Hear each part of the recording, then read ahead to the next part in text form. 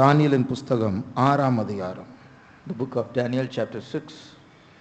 இது சின்ன பிள்ளைகளுக்கு சண்டே ஸ்கூல் பாடமாக சொல்லி தருகிறதான ஒரு வேத பகுதியாக இருக்கிறது. This portion of the scripture is something which is a small story which is even taught to Sunday school children. ஆனால் பெரியவர்களுக்கும் புரிந்து கொள்ளக்கூடாத எத்தனையோ ரகசியங்கள் இங்கே மறைந்திருக்கிறது. But there are so many mysteries which are hidden in this portion which even the old people cannot comprehend. ஆகையால் இதிலிருந்து சில சத்தியங்களை நாம் கற்று வருகிறோம். And we are meditating certain truths from this portion of the Bible. 4ஆம் 5ஆம் வசனங்களை வாசிப்போம். Let's read verse 4 and 5. அப்பொழுது பிரதானிகளும் தேசாதிபதிகளும் ராஜ்யத்தின் விசாரிப்பிலே தானியேலை குற்றப்படுத்தும்படி முகாந்திரம் தேடினார்கள். ஆனாலும் ஒரு முகாந்திரத்தையும் குற்றத்தையும் கண்டுபிடிக்க அவர்களால் கூடாதிருந்தது. அவன் உண்மையுள்ளவனாய் இருந்தபடியால் அவன் மேல் சுமத்த யாதொரு குற்றமும் குறைவும் காணப்படவில்லை. அப்பொழுது அந்த மனுஷர், நாம் இந்த தானியேலை அவனுடைய தேவனை பற்றிய வேத விஷயத்திலே குற்றப்படுத்தும் முகாந்திரத்தை கண்டுபிடித்தாலொழிய அவனை வேறொன்றிலும் குற்றப்படுத்தும் முகாந்திரத்தை கண்டுபிடிக்க கூடாது என்றார்கள். கர்த்தருக்கு ஸ்தோத்திரம். Praise the Lord. தேவனோடு சம்பந்தப்பட்டதான தேவனுடைய பிரமாணங்களுக்கு விரோதமான பிரமாணங்களை பிறப்பித்த காலம்தான் தானியேல் வாழ்ந்த காலம். The time of Daniel was such a period where they created laws which is against God. இந்த மேதியா பெர்சியா சாம்ராஜ்யத்திற்கு பின்னாடி இருக்கிற ஆவி மறுபடியுமாக அந்தி கிறிஸ்துவின் ஆட்சியில் நம்முடைய காலத்தில் எழும்பிக் கொண்டு இருக்கிறது என்று நாம் அந்த அந்தி கிறிஸ்துவினுடைய 7 தலைகளிலிருந்து படிக்கிறோம். The spirit which is hidden behind the Medo-Persian Empire which operated during the time of Daniel will also be coming again during the period of Antichrist, which we meditate through the 7 heads of the dragon. அப்போ அந்த 7 தலைகள் ஒன்றுதான் இந்த சாம்ராஜ்யம், Media Persia சாம்ராஜ்யம். One of the heads out of the 7 is this Medo-Persian Empire. ஆகிய அன்றைக்கு இருந்ததான் இந்த பெர்சியாவின் அதிபதி தேவனுடைய வேதத்திற்கு விரோதமாக வசனத்துக்கு விரோதமாக சதி செய்தது போல இன்றைக்கும் தேவனுடைய பிரமாணங்களுக்கு விரோதமாக அது சதி செய்ய போகிறது. Like in those days the prince of Persia, he worked against the word of God, the law of God. Even these days he is going to work against God's people and his word. பெர்சியாவின் அதிபதி என்று சொன்னால் இந்த சாம்ராஜ்யத்தை ஆண்ட ஒரு ஆவி. When we say prince of Persia, it is an evil spirit which had dominion over this Medo-Persian empire. இன்றைக்கு அந்தி கிறிஸ்துவனுடைய சதிகளில் ஒன்றுதான் கிறிஸ்தவர்களையும் கிறிஸ்தவ மார்க்கத்தையும் அழிக்க வேண்டும். One of the conspiracy of Antichrist in these days is to eradicate Christianity and Christians. ஆகையால் அப்படிப்பட்டதான புதிய பிரமாணங்கள் எழும்பிக் கொண்டே இருக்கிறது. Therefore such new laws are on the rise to eradicate people. ஒரு எப்படி ஒரு குற்றவாளி ஒரு கொலைகாரனை பிடிக்க வேண்டும் என்று போட்டோ ஒட்டுகிறார்கள், இது போல அந்தி கிறிஸ்துவின் ஆட்சியில் ஒரு கிறிஸ்தவனா இருப்பது ஒரு கொலை குற்றமாக மாறப்போகிறது. Like how they put posters and photographs outside in order to catch an accused, likewise being a Christian during the period of Antichrist is like a person committing murder. எப்படி குற்றமில்லாத கிறிஸ்து பரலோகத்தில் குற்றமற்றவர் பரீட்சிக்கப்பட்ட கல் என்று அந்த இயேசுவை பற்றி தீர்ப்பு சொல்லி பூமிக்கு அனுப்பினார்களோ, இந்த பூமி அந்த குற்றமில்லாத கிறிஸ்துவை குற்றவாளி என்று தீர்த்தது. அதே போலதான் நாம் வந்த காரணமே ஒரு காலத்தில் பாவிகளாய் இருந்தோம், இப்பொழுது பரிசுத்தத்தை நோக்கி இயேசுவை போல மாற வேண்டும். ஆனால் பூமி நம்மை குற்றவாளிகளாய் தீர்க்கிறது. Like Jesus Christ, when he was in heaven, he was blameless and without sin, and he was a tried stone. But when he was sent down to this earth, he was put to blame. He was accused as if he was a great sinner.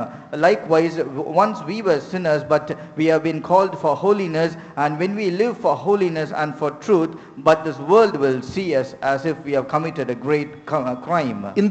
இந்த காலம் எப்படிப்பட்ட காலம் என்றால், நன்மை தீமை என்று அழைக்கிறார்கள், தீமையே நல்லது என்று சொல்லுகிறார்கள். These are the times when they say all that is good as evil, and they call all evil as good. எனக்கு ஞாபகம் இருக்கிறது, நான் காலேஜில் படிக்கும்போது I remember when I was in college, ஒரு டிஸ்கஷன் வைத்தார்கள், violence and vulgarity in films, அதாவது திரைப்படத்தில் இருக்கிறதான வன்முறையும் ஆபாசமும் என்றதான ஒரு டிஸ்கஷன் வைத்தார்கள். There was a discussion arranged saying violence and vulgarity is found in films. அப்போ அதில் ஒவ்வொரு ஆளும் ஒரு பாயிண்ட் சொன்னார்கள். And everyone had a share of their point. அதில் ஒரு பையன் சொன்னான், One boy in that said, இதுதான் தப்பு, இதுதான் ஆபாசம் அப்படின்னு நம்மளால சொல்ல முடியாது, அவங்களுக்கு நினைக்கிறதா அவங்க செய்யணும். And he mentioned that you cannot say this is wrong and that is wrong, or that is not right, because it depends upon each and everyone's mind. ஒருத்தருக்கு ஒரு தப்பா இருக்கும், இன்னொருத்தருக்கு அது தப்பா இருக்காது. அதனால இதுதான் தப்புன்னு நம்ம ஒரு சட்டம் விதிக்க முடியாது. For some it might be correct and the same thing might be a fault to others. Therefore we cannot put a law or an order saying this is right and this is wrong. ஏசாயா 5ஆம் அதிகாரம் 20ஆம் வசனத்தை வாசிப்போம். Let's read Isaiah chapter 5 and verse 20. தீமையை நன்மை என்றும் நன்மையை தீமை என்றும் சொல்லி இருளை வெளிச்சமும் வெளிச்சத்தை இருளுமாக பாவித்து கசப்பை தித்திப்பும் தித்திப்பை கசப்பும் என்று சாதிக்கிறவர்களுக்கு ஐயோ. சாதிக்கிறவர்களுக்கு ஐயோ. இதுதான் நடந்து கொண்டிருக்கிறது. அப்படி செய்கிறவர்கள் சொல்லுகிறவர்களுக்கு ஐயோ. All that try to prove this way, woe unto them, says the scripture. இப்ப பாருங்க, நாம் மற்றவர்களை மன்னிக்க வேண்டும், சகிக்க வேண்டும், நேசிக்க வேண்டும், பாவம் செய்யக்கூடாது, பரிசுத்தமா இருக்க வேண்டும், இதுதான் நாம் முயற்சி செய்கிறோம். இதை தவறு என்று சொல்லுகிறார்கள். ஆனால் மற்றவர்கள் கொலை செய்வார்கள், அநியாயம் செய்வார்கள். இந்த உலகத்தை ஆட்சி செய்ய போகிறவர்கள் அப்படித்தான் செய்ய போகிறார்கள். அது நல்லது. We want to live a blameless life. We should not commit sin. We want to forgive others. We need to bear others. This is what we try, and they call this as evil. But they will murder. They will do all sorts of wickedness. And even those people who are going to rule the world henceforth, they are like that. But they call this as good. 23ஆம் வசனத்தை வாசியுங்கள். Let's read verse 23. ஏசாயா 5:23. பரிதானத்திற்காக குற்றவாளியை நீதிமானாக தீர்த்து நீதிமானின் நியாயத்தை அவனுக்கு விரோதமாய் புரட்டுகிறவர்களுக்கு ஐயோ. பாருங்கள், பொல்லாதவர்களை நீதிமான் என்று தீர்த்து நீதிமானுடைய நீதியை புரட்டுகிறார்கள். These people, they justify the wicked for a reward, and they turn away the righteousness of the righteous. இப்படிப்பட்ட ஒரு காலம் வந்து கொண்டே இருக்கிறது, வர போகிறதல்ல, அது வந்து விட்டது, வர ஆரம்பித்து விட்டது. Such a period is not coming, it has already arrived. இப்படிப்பட்ட நேரத்தில் தான் நமக்கு தானியேலை போல விசேஷித்த ஆவி அவசியமா இருக்கிறது. At such a circumstance situation, we need an excellent spirit like Daniel. ஏனென்றால் இது ஒரு காற்றை போல ஜனங்களை வீசிக்கொண்டிருக்கிற, ஜனங்களுடைய உள்ளங்களை வாரிக்கொண்டு போகிறது. நாம் இது ஒரு கரண்ட் மாதிரி, இது ஒரு காற்று போல, நாம் அதில் போய் சிக்கி விட்டால் நாமும் வாரி கொண்டு போகப்படுவோம். It is like a strong current of a wind that blows away people and their mind, carrying it as it likes.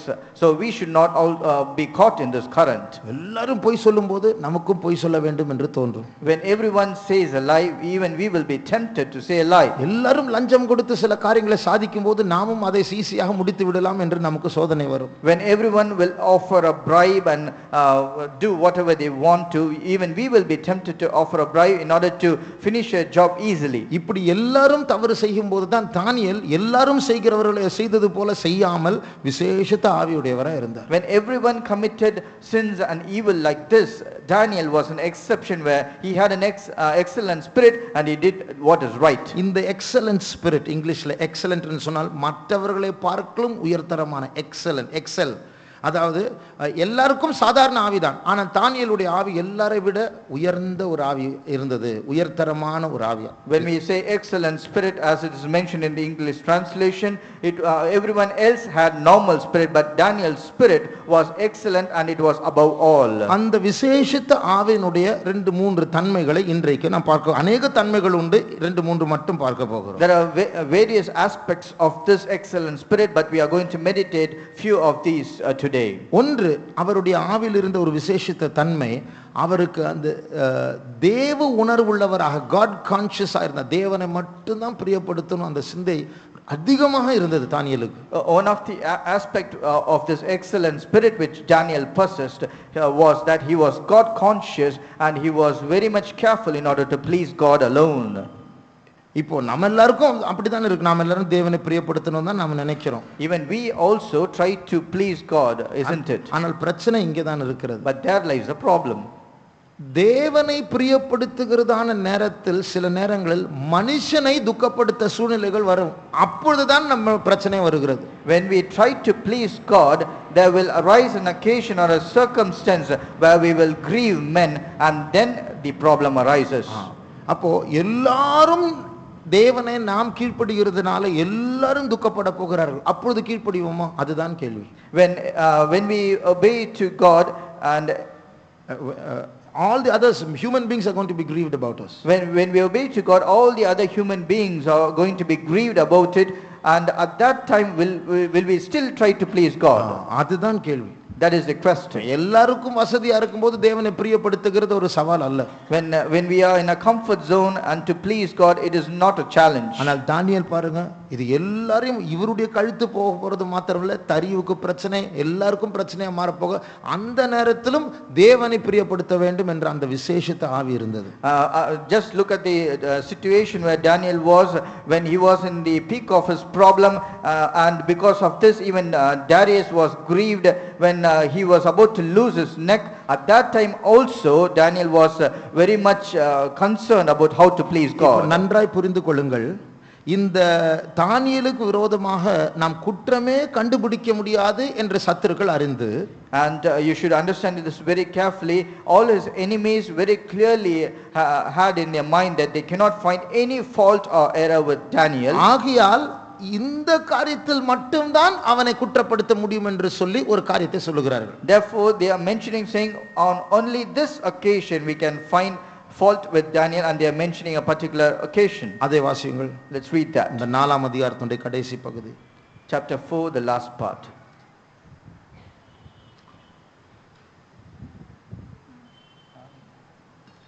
Sorry.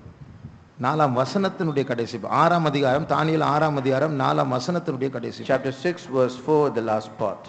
அவன் உண்மையுள்ளவனாய் இருந்தபடியால் அவன் மேல் சுமத்த யாதொரு குற்றமும் குறைவும் காணப்படவில்லை.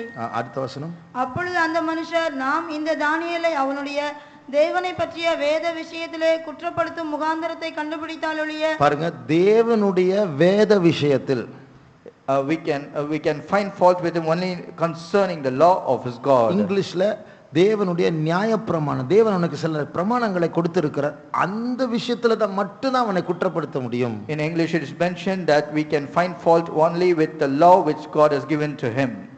என்று சொல்லிதான் இந்த புதிய பிரமாணத்தை ஜெபிக்க கூடாது என்கிற பிரமாணத்தை அவர் வைத்திருக்கிறார். Using that as an occasion, they created a new law that we should not pray to anybody. இப்போ நான் கேட்கிற கேள்வி என்னவென்றால், now I am going to ask you a question. ஒரு நாளைக்கு 3 முறை ஜெபிக்கிறார் தானியேல். Daniel is praying to the Lord thrice a day. இப்படி பழைய ஏற்பாட்டில் ஏதாவது வேதத்தில் எழுதப்பட்டிருக்கிறதா 3 முறை ஜெபிக்க வேண்டும் என்று? Is it written anywhere in Old Testament that you should pray thrice a day? இல்லை. No. அப்படி என்றால் இப்படி வேத விஷயத்தில் குற்றம் கண்டுபிடிக்க வேண்டும் என்று சொல்லி இப்படி பிரமாணத்தை விதித்த பிறகு தானியேல் ஏன் 3 முறை ஜெபிக்கிறார்? வேதத்தில் இல்லையே. And after it was made a decree that you should not pray to any other god, and it is even it is not written anywhere in the scripture, then why should Daniel pray thrice a day? அப்பொழுது நாம் அறிய வேண்டிய ஒரு காரியம், இந்த தானியேலுக்கும் தேவனுக்கும் இப்படி ஒரு தானியேல் ஒரு ஒப்பந்தம் செய்திருக்கிறார், நான் 3 முறை ஜெபிப்பேன். Then we should understand that Daniel and God, in between them there was a covenant made that Daniel promised that he will pray thrice a day. அந்த ஒப்பந்தம் தான் தானியேலுடைய பாதுகாப்பாய் மாற போகிறது. And that covenant is going to become a protection for Daniel. அந்த protection, அந்த பாதுகாப்பு நீக்கப்பட வேண்டும் என்று தான் இந்த சதி. And in order for that protection to be removed is the conspiracy. ஆனாலும் இப்படிப்பட்ட ஒரு சதி எழும்பினாலும் தானியேல் அந்த உடன்படிக்கையில் ரொம்ப உறுதியா இருக்கிறார். But even though such a conspiracy was hatched against Daniel, but he was strong in his covenant. அப்போ அவருக்கு இந்த உடன்படிக்கையை மீறினால் பிழைக்க முடியும், உடன்படிக்கையை கை கொண்டால் சாக போகிறார். If he transgress this covenant, Daniel will live, and if he will stand for his covenant, then Daniel will die. 15ஆம் சங்கீதம் Psalms 15. 1ஆம் வசனமும் 4ஆம் வசனமும் வாசிங்க. Let's read verse 1 and 4. கர்த்தாவே, யார் உம்முடைய கூடாரத்தில் தங்குவான்? யார் உம்முடைய பரிசுத்த பர்வதத்தில் வாசம் பண்ணுவான்? ஆகாதவன் அவன் பார்வைக்கு தீழ்ப்பானவன். கர்த்தருக்கு பயந்தவர்களையோ கனம் பண்ணுகிறான். ஆணையிட்டதில் தனக்கு நஷ்டம் வந்தாலும் தவறாதிருக்கிறான். ஆணையிட்டதில் தனக்கு நஷ்டம் உண்டானாலும் தவறாதிருக்கிறான். He that sweareth to his own hurt and changeth not. பாருங்க, இப்போ இப்படி தேவனுக்கும் தானியேலுக்கும் இடையில் ஒரு உடன்படிக்கை இருக்கிறது. தானியேல் செய்த உடன்படிக்கை நிமித்தம் இப்போ ஒரு நஷ்டம் உண்டாகிறது. There is a covenant between Daniel and God, and because of the covenant which Daniel made, there is going to be hurt for him. ஆனாலும் தவறாதிருக்கிறான். But still he is not changing it. இதுதான் தானியேலுடைய விசேஷித்த ஆவி. தனக்கு நஷ்டம் உண்டானாலும் வேற யாருக்கும் பிடிக்காவிட்டாலும் நான் என்னுடைய உடன்படிக்கையில் உண்மையா இருப்பேன். This is the excellent spirit of Daniel, that even he is going to suffer hurt, and even if it is going to displease others, I will not change my covenant with God. அப்ப இந்த கடைசி நாட்களில் இந்த அந்தி கிறிஸ்துவின் ஆவி ஒரு காற்றை போல எல்லாரையும் தீமைக்குள் நடத்தும்படியா கிரியை செய்கிற இந்த நாட்களில், In these days when the power of Antichrist is working like a strong current of wind in order to lead every people into evil. நான் ஏற்கனவே சொல்லியிருக்கிறேன், I already said last, அந்தி கிறிஸ்துனுடைய அந்த சதி ஆலோசனையில் 3 காரியங்கள் இருக்கிறது. there are 3 aspects in the conspiracy of Antichrist. இதை நான் சொல்லவில்லை, இதை பற்றி ஆராய்ச்சி செய்கிற சிலர் சொல்லுகிறார்கள். This is not what I am saying personally. All the people who are researching about it, they say this. ஒன்று, the deification of man, மனுஷனை தேவனுடைய ஸ்தானத்துக்கு உயர்த்துவது. The first one is deification of man, where they will cause man to arise to a position equivalent to God. இரண்டாவது, the corruption of our youth, நம்முடைய வாலிபர்களை கெடுப்பது. Secondly, the corruption of our youth, they will spoil our youth. மூன்றாவது, the demise of Christianity, அதாவது கிறிஸ்தவ மார்க்கம் அழிக்கப்பட சாக வேண்டும். The third one is demise of Christianity, where they want to eradicate Christianity. இந்த corruption of youth என்ற அந்த இரண்டாவது குறிப்பில் தான் தீமையை நன்மையாய் மாற்றுவார்கள். அதாவது இதுல என்னங்க தப்பு, இதெல்லாம் ஒன்றும் தப்பு கிடையாது, இந்த கிறிஸ்தவர்கள் பண்ற வேலை தான் என்று சொல்லி இவர்கள் புதிய புதிய வாலிபர்களை கெடுக்கக்கூடிய சட்டங்களை பிறப்பிப்பார்கள். The second point where they say corruption of youth is where they will try to convert evil to appear as good, and they will say what is wrong in doing such things. It is only the Christians who object all these things, otherwise nothing is wrong doing such things. இன்றைக்கு ஓரின சேர்க்கை அது பிரமாணமாக மாறிவிட்டது வெளிநாடுகளில். Now in western countries and other countries, the homosexuality has become a law. Legalized. It has been legalized. இன்றைக்கு சின்ன பிள்ளைகளை அடிக்க கூடாது என்கிற ஒரு பிரமாணம் வெளிநாடுகளில் இருக்கிறது. Even today we have a particular law in foreign countries that you should not beat small children. இது எல்லாமே வேதத்துக்கு விரோதமானது. And all these are contrary and against to the word of God. இந்த பிள்ளைகள் வளரும்போது இவர்களை ஈஸியாக அடி வாங்காத பிள்ளைகள், அடிபடாத பிள்ளைகள், கண்டிக்கப்படாதவர்கள், அவர்களை சாத்தானிடத்தில் வழி நடத்த ரொம்ப easy. These are children who are not chastised, they are not beaten when they commit mistakes, so it is very easy to be led in the ways of Satan. ஆகையால் தீமையை நல்லதென்று மாற்றிவிட்டார்கள். They have changed evil to good. மூன்றாவது, கிறிஸ்தவத்தை அழிக்கும் போது அவர்கள் நன்மையை தீமையாக மாற்றுவார்கள். And thirdly, when they eradicate or bring a demise of Christianity, they will cause good to become evil. ஆகையால் இந்த பிரமாணம் ஜெபிக்க கூடாது என்கிற பிரமாணத்தை வைத்து தானியேலுடைய ஆவியை கொன்று போடலாம் என்று அந்த விசேஷித்த ஆவியை சாதாரண ஆவியை மாற்ற முயற்சி செய்கிறார்கள். Using this new decree which they want to create, they want to remove the protection of Daniel and remove his excellent spirit in order to make it into a normal spirit. ஆகையால் இந்த நாட்களில் இந்த அந்தி கிறிஸ்துவினுடைய காற்று எல்லாரையும் ஏமாற்றுகிற வஞ்சிக்கிற அந்த கொடிய வஞ்சகத்தின் காற்று வீசுகிற நாட்களில், in these days when the strong delusion or the strong current of wind of Antichrist is blowing against us, தேவனை மட்டும் பிரியப்படுத்த வேண்டும், வேற எல்லாரும் துக்கப்பட்டாலும் வேலை போனாலும் கழுத்து போனாலும் பரவாயில்லை, தேவனை பிரியப்படுத்த வேண்டும் என்கிற சிந்தை ரொம்ப ஸ்ட்ராங்காக இருக்க வேண்டும். we need to have a strong mind and a thought in our mind that we should please God alone, even if we have to lose our job and we have to grieve all other people. ஆனால் துக்கமான காரியம் பிராக்டிக்கலாக நடைமுறையில் பார்த்தால் நம்ம நிறைய பேர் சமரசம் பண்றோம், தேவனை ஈஸியா மறந்து விற்று போட்டு சமுதாயத்தை மனுஷர்களையும் நம்ம மேல உள்ளவர்களையும் பிரியப்படுத்தி ஆண்டவருடைய பிரமாணத்தை மீற ரொம்ப ரெடியா இருக்கிறோம். But unfortunately, the very sad part in most of the people's life is that they are ready to easily compromise, and in order to please people who are higher in the society, they are ready to put God aside. நம் கண்டிப்பா இதில் நம்ம ஒரு விடுதலை பெற வேண்டும். For sure we need to get a deliverance out of this. இல்லை என்றால் இந்த காற்று நம்மை வாரிக்கொண்டு போகும். Otherwise this wind will blow us away. நாமும் தீமை நன்மை என்று சொல்வோம், நன்மை தீமை என்று சொல்ல ஆரம்பிப்போம். We will also start saying evil as good and good as evil.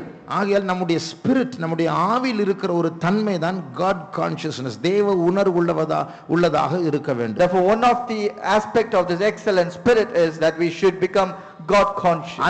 அந்த ஜெப ஆவி இல்லாவிட்டால் அடிக்கடி, அதாவது தானியேல் அடிக்கடி 3 வேளை ஆகாரம் புசிக்கிறது போல இந்த சரீரத்தை அப்போது பலப்படுத்திட்டே இருக்கணும். அதே போல ஆத்மாவை பலப்படுத்த முடியாம 3 முறை ஜெபித்துக் கொண்டே இருக்கிறார் தானியேல். Daniel had this special spirit of prayer by which he fed his soul thrice a day, like we feed our soul, feed our body thrice a day with normal food. நம்முடைய சண்டே ஸ்கூல் புக்ல, chorus புக்ல ஒரு பாட்டு இருக்குன்னு நினைக்கிறேன். Whisper a prayer in the morning, whisper a prayer at noon, whisper a prayer in the evening to keep your heart in tune. அதாவது காலையில் ஒரு ஜெபம் செய், மத்தியானம் ஒரு ஜெபம் செய், சாயங்காலம் ஒரு ஜெபம் செய். அப்போதான் உன்னுடைய ஹார்ட் காடோட இன் டியூன், அதாவது தேவனோடு சேர்ந்த ஒரு உள்ளமா இருக்கும். We have in Sunday school chorus book a song like this saying whisper a prayer in the morning, whisper a prayer in the afternoon, and whisper a prayer in the evening in order to keep your heart in tune. அப்படினா அந்த இருதயம் தேவனோடு எப்பொழுது இணைந்து ஒன்றாக இருக்க வேண்டும். Which means our heart should be in communion with God all the time. அப்படி இருந்ததனால தான் தானியேலுடைய இருதயம் சார்ஜ்டா இருந்தது, அது எக்ஸலென்ட்டாக, அது விசேஷித்ததா இருந்தது. Because Daniel did this, his heart was charged with an excellent spirit. அடுத்தபடியாக தானியேலுடைய ஜீவிதத்தில் இருந்த இரண்டாவது ஒரு காரியம் விசேஷித்த ஆவியினுடைய தன்மை. The next aspect of the excellent spirit which Daniel had, எருசலேமை பற்றி தானியேலுக்கு ஒரு பாரம் இருந்தது. There was a burden in the heart of Daniel concerning Jerusalem. எருசலேமினுடைய நிலவரத்தை பற்றி ஒரு பாரம் இருந்தது. He had a great burden concerning the condition of Jerusalem. இப்போ தானியேல் ஒரு நல்ல பங்களோல இருக்கிறார், நல்ல குவார்ட்டர்ஸ் அவனுக்கு, அவர் பெரிய உயர் அதிகாரி, நல்ல வீடு, நல்ல ஒரு பங்களோ, நல்ல வசதிகள், வேலைக்காரர்கள். அதனால எருசலேமை பற்றி கவலைப்படணும்னு அவசியம் இல்லை, நான் நல்லா இருக்கிறேன். Daniel, because he is a very senior officer by position in the place where he was, he had multiple servants to attend him. He had all the comfort zone. Therefore, it is not necessary for him to worry about Jerusalem. இதே காரியம்தான் கிதியோனை பற்றி படித்தோம். அவன் பராக்கிரமசாலி என்று அழைக்கப்பட்டதே தன்னை பற்றி பாரப்படுவதை விட சபையை பற்றி, எருசலேமை பற்றி, இஸ்ரவேலை பற்றி பாரப்பட்டான். ஆகையால் தான் தூதன் கிதியோனை பார்த்து பராக்கிரமசாலியே என்று அழைக்கிறார். Concerning Gideon also we meditate the same thing on Sunday, that he had a burden concerning not about his own self or about his own family, but rather about the entire Israel and all their sufferings. And that is why the angel of God, when he came to Gideon, called him as a mighty man of valor. இந்த காரியத்தில் கிதியோனுக்கும் தானியேலுக்கும் ஒரே ஆவி இருந்தது. அங்கே கிதியோன் பராக்கிரமசாலி என்று அழைக்கப்படுகிறார், இங்கே தானியேல் விசேஷித்த ஆவி உடையவன் என்று அழைக்கப்படுகிறார். In this aspect both Gideon and Daniel had the same kind of an excellent spirit, where Gideon was called a mighty man of valor and Daniel was called a man of excellent spirit. இதில் அழகான காரியம் என்னவென்றால், a beautiful thing in this, இந்த 6ஆம் அதிகாரம் என்று சொல்வது ஒரு பெரிய தேசிய பிரமாணம் எழுதப்படுகிறது. In this chapter 6 of Daniel, a great decree is being written. அதுல பிரதானிகள், அந்த பிரின்சஸ் அதிகாரிகள், அவர்கள் எல்லாரும் சேர்ந்து, தேசாதிபதிகள் அவர்கள் எல்லாரும் சேர்ந்து டிஸ்கஸ் பண்ணி சீக்ரெட்டா ரூம்ல உட்கார்ந்து பேசி எல்லாரும் சேர்ந்து ராஜா கிட்ட போய், ராஜாவே இப்படி நாங்க ஒரு புதிய பிரமாணம் எழுதி இருக்கிறோம், நீங்க சைன் போடுங்க. அவர் சைன் போட்டு விட்டார். And all the presidents, all the princes, all the governors and the other officers, they went inside a closed conference, discussed among themselves, and they planned and they created a decree, took it to King Darius and said, "O king, we have created a decree like this which is pleasable unto you, and please sign it." And he immediately signed it. இந்த முழு டிஸ்கஷனும், பேச்சும், பிரமாணமும், சைனும், சீலும் எல்லாமே அந்த முழு 120 மாநிலங்கள், provinces இருந்தது. இந்த ஒரு சட்டம் எல்லாருக்கும் விதிக்கப்படுகிறது. ஒரே காரணம், தானியேலை கவிழ்த்து போட வேண்டும். அந்த ஒரு ஆளுக்காக அந்த முழு நாடுக்கு இந்த சட்டம், யாரும் ஜெபிக்க கூடாது. this whole discussion among the princes and the president and the governors and all the signature and the law which was created, which will affect all the 120 province under the Medo-Persian Empire, was just created because of one person, which was against Daniel. அப்போ ராஜாவுக்கு இந்த பிரமாணத்தை விதிக்கும் போது ரொம்ப சந்தோஷம். ஏனென்றால் அந்த பிரமாணத்தினுடைய மறைவான கண்ணியை அவர் பார்க்கவில்லை. இது என்னை உயர்த்துகிறது, உம்மை தவிர எந்த தேவர்களையும் தொழுது கொள்ளாது. பாரு, ஜனங்களாம் என்னை ரொம்ப கனப்படுத்த விரும்புறாங்க, அதுல மயங்கிட்டு இதுல இருக்கிற சதியை அவர் நோட் பண்ணவில்லை. King Darius was happy and pleased with the decree, not knowing the conspiracy behind that decree. He was happy because he thought all the people are trying to exalt him and give all the glory and honor to him, so he gladly signed it. இந்த தேசத்தில் இருக்கிற கோடிக்கணக்கான லட்சக்கணக்கான மக்களை இந்த பிரமாணம் பாதிக்காது. ஏன்னா யார் ஜெபித்தாலும் ஜெபித்தாவிட்டாலும் அவங்க யாருக்கும் இதை பற்றி ஒரு கவலை இல்லை. But this particular decree or the law is not going to affect the crores of people in all the provinces, because whether they pray or they don't pray, it is not a matter for anybody. தானியேலுக்கு மட்டும்தான் இது பாதிப்பு, அவருக்காகவே உண்டாக்கப்பட்ட பிரமாணம். This is going to affect only Daniel, and it was created only for Daniel. ஆக இப்படிப்பட்ட நேரத்தில் அவருடைய விசேஷித்த ஆவி எப்படிப்பட்டதா இருங்கள் பாருங்கள். Just consider how was his excellent spirit at this situation. இப்போ நமக்கு இப்படி ஒரு பிரச்சனை ஆபீஸ்ல வந்தா என்ன பண்ணுவோம்? If at all we go through such a problem in our offices, what will we do? நமக்கு ஆபீஸ்ல எந்த பிரச்சனை வந்தாலும் மிஞ்சி போனா வேலை போகும், கழுத்து போகாது. And whatever problem comes in our offices, at the most we will lose our job but not our neck. ஆனால் தானியேலுக்கு உயிர் போக போகுது. But for Daniel, he is going to lose his life. அப்படி இருந்தாலும் அடுத்த நாள் ஜெபிக்கும் போது எதற்காக ஜெபித்தார்? But even then, the next day when he sat for prayer, what did he pray for? என்னை காப்பாற்றும் என்று ஜெபிக்கவில்லை. He never prayed, "Oh Lord, please save me." அப்பொழுது எருசலேமின் பாரத்துக்காக தான் ஜெபிக்கிறார். கதவை எருசலேம் பக்கமாக ஜெபித்து அவர் பைபிள்ல சொல்லப்பட்டு 10ஆம் வசனம் வாசியுங்கள். Let's read verse 10. தானியேலோ வென்றால் அந்த பத்திரத்துக்கு கையெழுத்து வைக்கப்பட்டதென்று அறிந்த போதிலும் தன் வீட்டுக்குள்ளே போய் தன் மேலறையிலே எருசலேமுக்கு நேராக பலகணிகள் திறந்திருக்க அங்கே தான் முன் செய்து வந்தபடியே பாயிண்டே மாறவில்லை. பாருங்க, பிரச்சனை புதுசா அவருடைய வாழ்க்கையில வந்திருக்கிறது, அவருடைய ஜெப குறிப்பு மாறவில்லை. முன் செய்து வந்தபடியே தினம் 3 வேளையும் தன் தேவனுக்கு முன்பாக முழங்காற்படியிட்டு ஜெபம் பண்ணி ஸ்தோத்திரம் செலுத்தினார். Here it is mentioned that Daniel did what he did before like as usual. His prayer point never changed. He was not bothered about losing his own life, but he continued in the same prayer point. முன் செய்து வந்தபடியே 3 முறை ஜெபித்தது மாத்திரமல்ல, முன் செய்து வந்தபடியே எருசலேமை நோக்கி ஜெபித்தார். Not just that he prayed as usual twice a day, but he did as usual pray for Jerusalem. இதுதான் தானியேலுடைய விசேஷித்த ஆவி. This is the excellent spirit in Daniel. இது போல இந்த கடைசி நாட்கள்ல வருகிறத அந்த சதி ஆலோசனைகளை ஜெயித்து நாம் நம்முடைய ஆவியை பிசாசுக்கு விற்று போடாமல் இருக்க வேண்டும் என்றால் ரொம்ப முக்கியமாக நம்முடைய தனிப்பட்ட பிரச்சனைகள் மத்தியில் சபைக்காக நாம் ஜெபிக்க வேண்டும். Likewise, amidst all this conspiracy, and that we should not sell our spirit to Satan in all our personal problems, we need to pray for our church. இந்த நாட்டில் இருக்கிறதான அந்த கிறிஸ்துவனுடைய அந்த நம்மை திசை திருப்புகிற காற்றில் ஒன்று என்ன தெரியுமா? Do you know what is one of the wind which will make us err in our way, which is of Antichrist? வேற எந்த மார்க்கத்தில் எடுத்தாலும் தேவ சித்தம் என்பதே கிடையாது.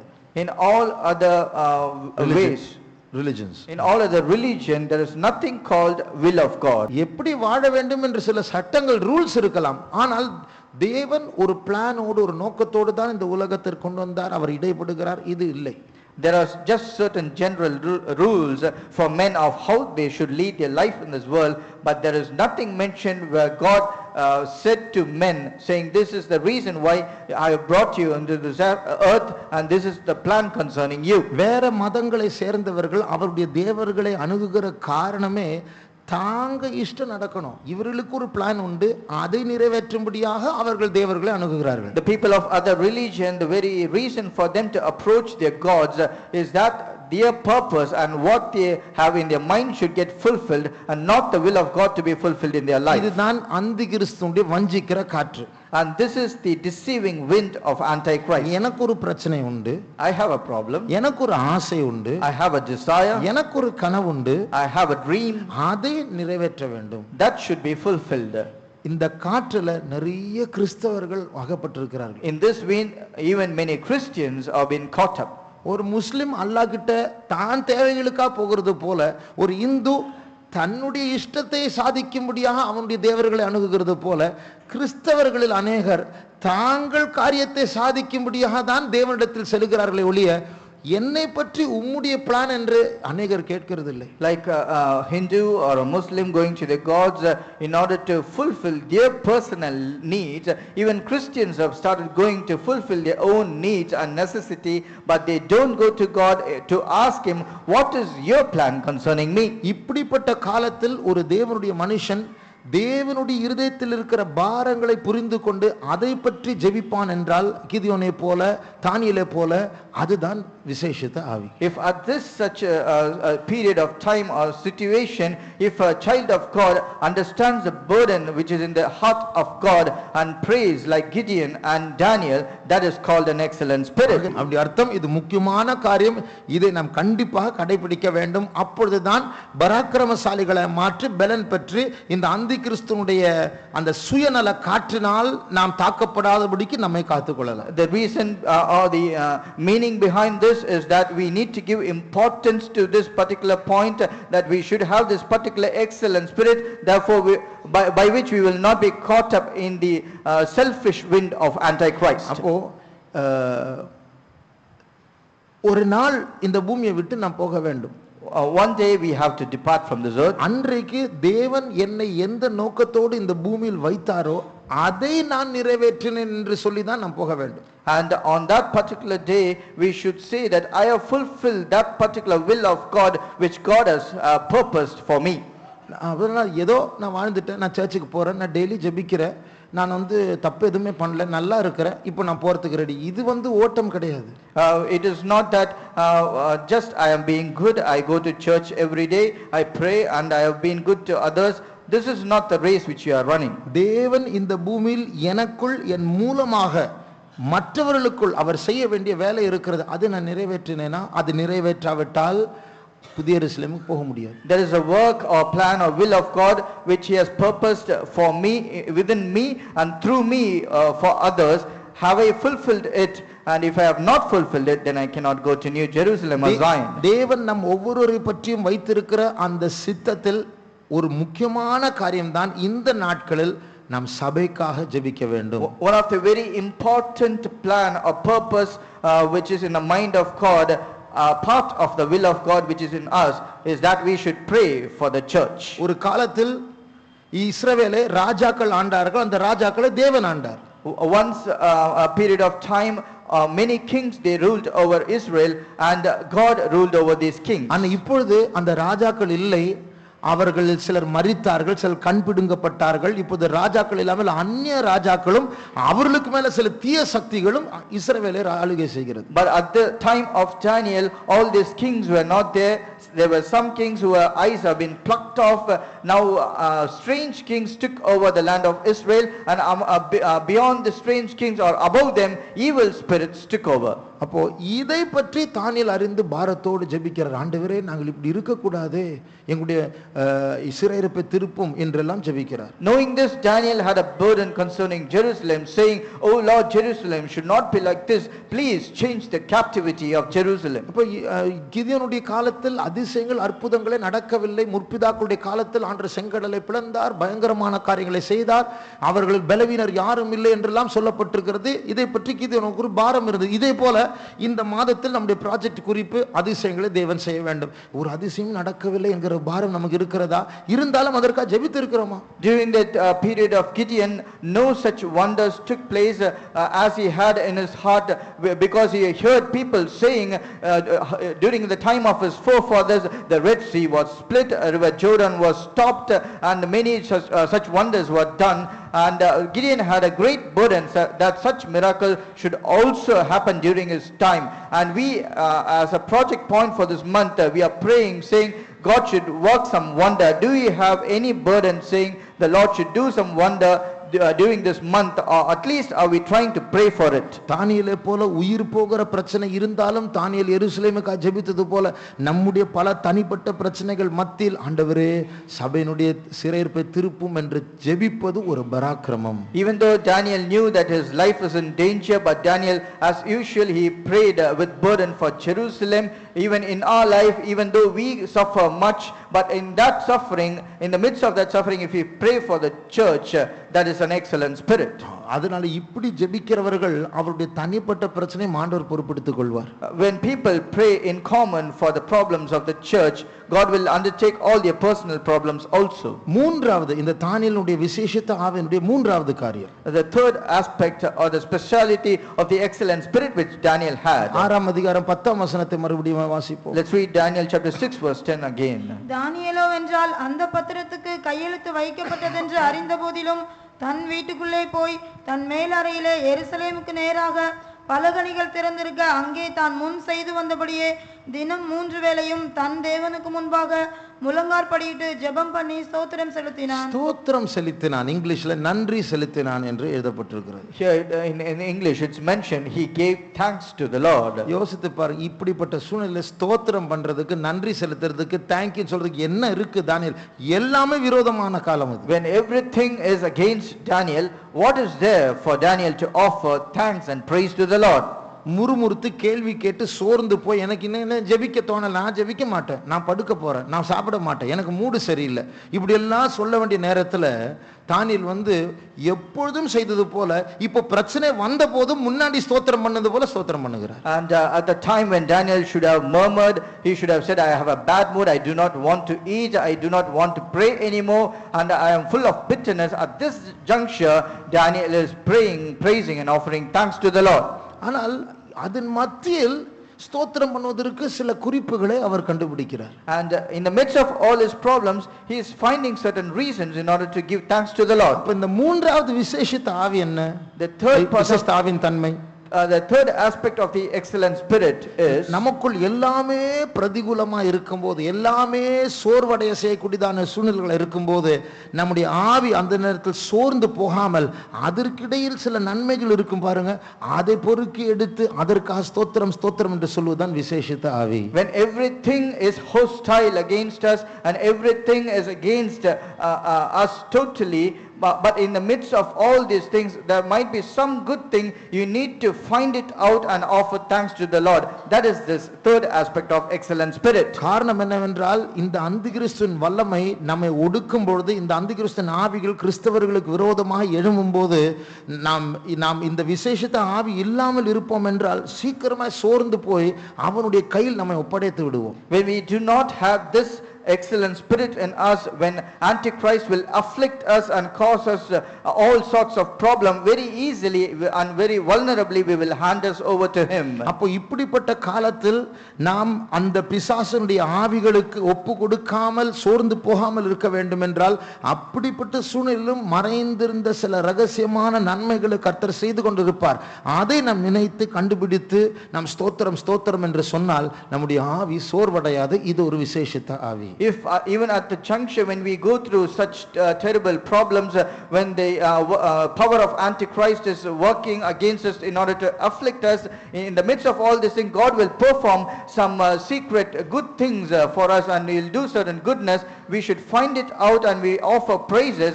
Our spirit will not become weary, and rather we will get this excellent spirit. சைனாவில் 20 வருஷம் ஜெயிலில் இருந்ததான ஒரு மனுஷனுடைய சாட்சியை நான் கேட்டேன். I heard about a testimony of a man who was in the prison for 20 long years. 20 வருஷம் ஜெயிலில் இருந்தார். ஒரு வசதியும் இல்லை, குடும்பத்தை பார்க்கவில்லை, சரியான ஆகாரம் இல்லை, சரியான படுக்கை இல்லை, காற்றோட்டம் இல்லை, எத்தனையோ காரியங்கள் பற்றாக்குறையா இருக்கிறது. ஆனால் அங்கே ஒரு நன்மை அவர் கண்டுபிடித்தார். For 20 long years he was in prison. He had no communication with his family, he had no comfort, he had no good air to breathe, no good bed to sleep, but in the midst of all these things he found a good thing there. அவர் சொன்னார், அந்த 20 வருஷ காலம் ஒரு நாள் கூட நான் வியாதிப்படவில்லை. He said, in all these 20 years, not even one single day I felt sick. பாருங்க, எத்தனையோ வசதி குறைவுகள், ஆனா அதுல முறுமுறுப்பதற்கு பதிலாக அவர் கண்டுபிடிச்சு, பாரு ஒரு நாள் கூட நான் வியாதிப்படலை, நல்லா இருந்தேனே. அதுபோல இதான் விசேஷித்த ஆவி. முறுமுறுப்பதற்கு 10 பாயிண்ட் இருந்தாலும் அதன் மத்தியில துதிப்பதற்கு பாயிண்ட்களை கண்டுபிடிப்பது தான் விசேஷித்த ஆவி. Among all the 20 years, among all things which were lacking, he found out that he never felt even sick for one day. Likewise, there might be 10 reasons for us to murmur, but in the midst of all the problems, we will have very few points where we can offer thanks to the Lord. If we find this out and offer thanks to the Lord, that is called excellent spirit. இந்த விசேஷித்த ஆவி இந்த கடைசி நாட்கள் நமக்கு ரொம்ப அவசியமா இருக்கிறது. This excellent spirit is very essential for us who are in the end times. இது இல்லாவிட்டால் இதற்காக ஜெபித்து பிராக்டீஸ் பண்ணி அதை நாம் உருவாக்க வேண்டும். If you do not have this excellent spirit, then we have to pray and we have to practice this and get this excellent spirit. இப்பொழுதே சுருக்கமாக இந்த 3 விஷயங்களுக்காக நாம் ஜெபித்து கூட்டத்தை முடிக்க போகிறோம். Even right now we are going to pray in order to receive the 3 aspects of this excellent spirit, and then we will conclude this meeting. என்ன ஜெபிக்க போகிறோம்? What are we going to pray for? இப்பொழுது தானியேலை போல நாமும் தனிப்பட்ட கழுத்து போகிற சோதனை இல்லாவிட்டாலும் சில சோதனைகள் வழியா போய் கொண்டிருக்கிறோம். Not like Daniel that he might lose that we might lose our neck, but still we are undergoing certain problems in our life. ஆகையால் நாம் ஜெபிக்க வேண்டிய முக்கியமான இதெல்லாம் பொதுவாக நாம் ஜெபிக்க மாட்டோம். இந்த ஒரு சோதனை வரும்போது இந்த காரியத்துக்கு ஜெபிக்க மாட்டோம். When we are tempted, we will not be praying for such things. நாம் விடுதலைக்காக ஜெபிப்போம், நம்ம உபத்திரவப்படுத்துகிற அந்த ஆளுக்காக ஜெபிப்போம், ஆண்டவரே என்னைக்கு கண்ணீர் துடைக்க போகிறது இதுக்கெல்லாம் ஜெபிப்போம். ஆனால் இது முக்கியமான காரியங்களுக்காக இப்போ ஜெபிக்க போறோம். When we go through problems, we will pray for our deliverance and pray for the person who is afflicting us, and we will not pray for such common points that we are going to do right now. முதல் ஜெப குறிப்பு, the first prayer point, government சட்டமே தானியேலுடைய ஜெப வாழ்க்கைக்கு விரோதமா இருந்தாலும், even though the decree of the government was totally dead against the prayer life of Daniel, government அல்ல, நான் தேவனை மாத்திரம் பிரியப்படுத்த வேண்டும் என்று விசேஷித்த ஆவியுடையவனா இருந்தது போல, like not pleasing the government but I should please the Lord alone, as that was his part of his excellent spirit. And that was a part of his excellent spirit. இதே போல நாம் நம்முடைய சோதனை நடுவில் சோதனைக்காக ஜெபிப்பாமல், ஆண்டவரே இந்த சோதனையில் உம்மை மட்டும் நாம் பிரியப்படுத்தணும் ஆண்டவரே என்று ஜெபிக்க போகிறோம். Likewise, when we are tempted, when we go through a problem, we will not be praying that we should be delivered out of the problem, but rather that I should please you God alone even in the midst of all my problems. நம்முடைய கண்களை மூடுவோம். Let's close our eyes. ஒருவேளை நமக்கு வியாதியா இருக்கலாம், perhaps we might be sick,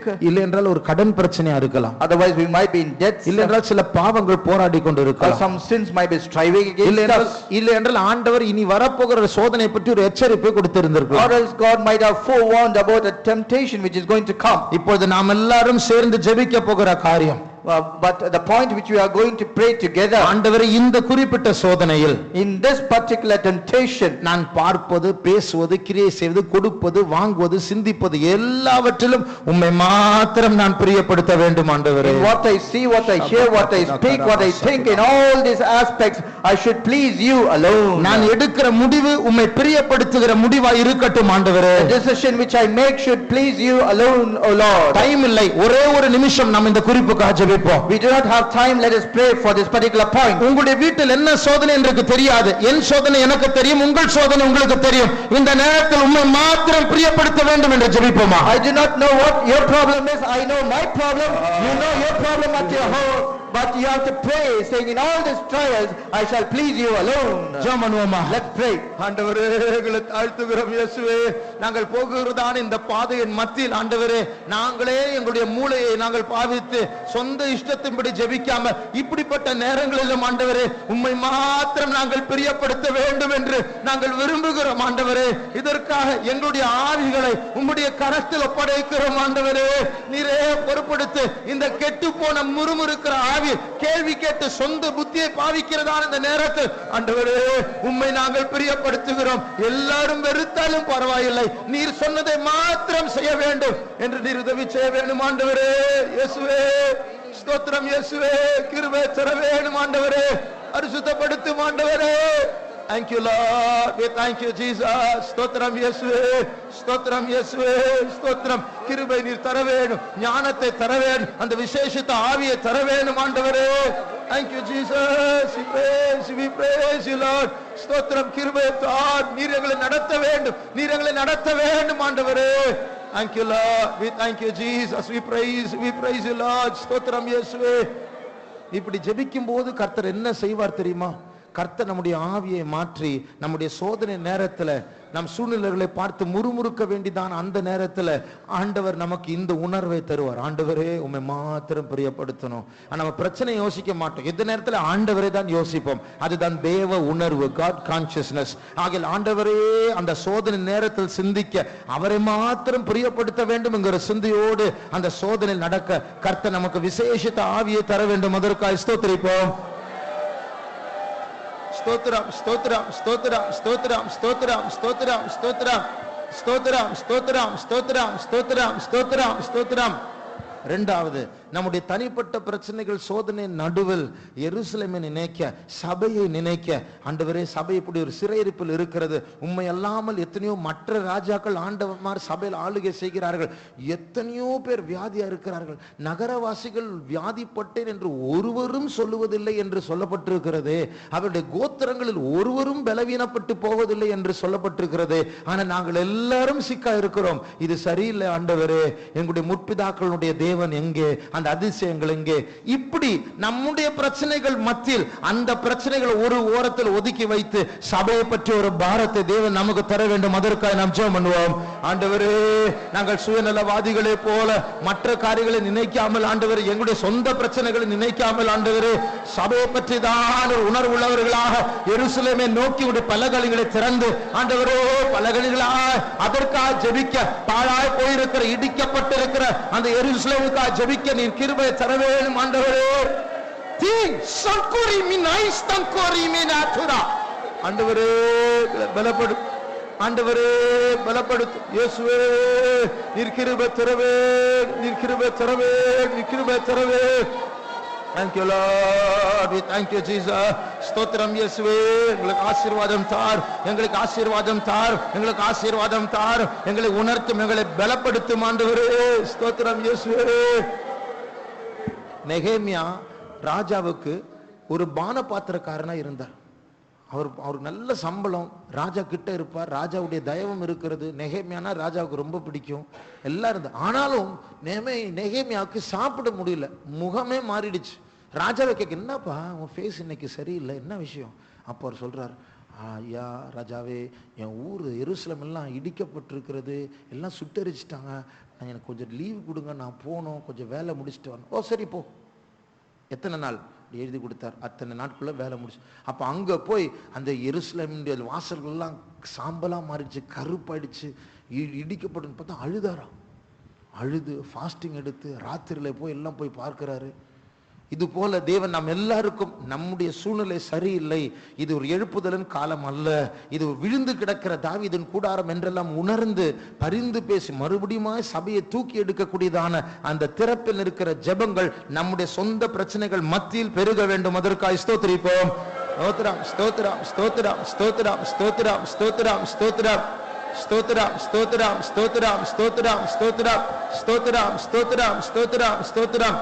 மூன்றாவது, நாம் சோர்ந்து போகாதபடிக்கு நம்முடைய சோதனைகள் மத்தியில் கர்த்தர் செய்திருக்கிற மறைவான நன்மைகளை கண்டுபிடிக்க கர்த்தர் நமக்கு எல்லாருக்கும் ஒரு விசேஷித்த ஆவியை தந்து அந்த நன்மைகளை கண்டுபிடித்து ஆண்டவருக்கு நன்றி செலுத்த, தானியேலை போல ஒவ்வொரு நாளும் என் ஆத்துமாவே கர்த்தரை ஸ்தோத்திரி, அவர் செய்த சகல உபகாரங்களை நீ மறவாதே என்கிற அந்த அதை அனுபவமாய் மாற்ற கர்த்தர் நமக்கு விசேஷித்த ஆவியை தர வேண்டும். அதற்காக நாம் ஜெபம் பண்ணுவோம்.